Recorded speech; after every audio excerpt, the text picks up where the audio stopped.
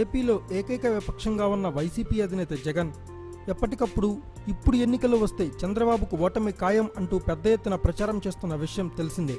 అయితే ఇటీవల power star Pawan Kalyan నేతృత్వంలోని జనసేన పార్టీ కూడా పెద్ద సర్వే ఒకటి నిర్వహించింది. ఈ సర్వేలో వచ్చిన రిజల్ట్స్ చూశాక జగన్ నోటా మాట రాలేదట. 2019 ఎన్నికల బరిలోకి దిగడానికి డిసైడ్ అయిపోయిన జనసేన ఇటీవల ఓ సర్వే నిర్వహించిందట. ఆ సర్వే ఫలితాలు జనసేనతో పాటు జగన్ని కూడా షాక్కి గురిచేశాయంట.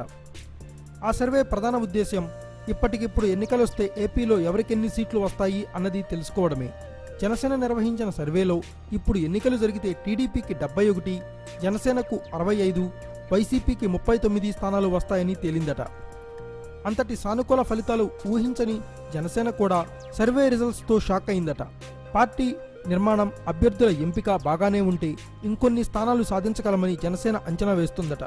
అయితే జగన్ మాత్రం ఈ సర్వే ఫలితాల గురించి తెలుసుకుని కాసేపు బెంబేలెత్తి ఆపై ఈ సర్వే జరిగింది నిజమేనా అనే డౌట్ వ్యక్తపరిచారట. లేని సర్వే ఉన్నట్లు తనని కంగారు పెట్టొద్దని విషయం మోసుకొచ్చిన సన్నిహితులతో చెప్పారట. పైగా వచ్చే ఎన్నికల్లో వైసీపీ గెలుపు ఖాయమని డంకా బజాయించి చెప్పారట. ఆ ఎపిసోడ్ అయిపోయాక ఇంకో నేతను పిలిచి ఆ జనసేన సర్వే వివరాలు సమగ్రంగా కనుక్కోమని ఆదేశించారట. మరి ఆయన అలాంటి కబురు జగన్కి అందిస్తాడో చూడాలి.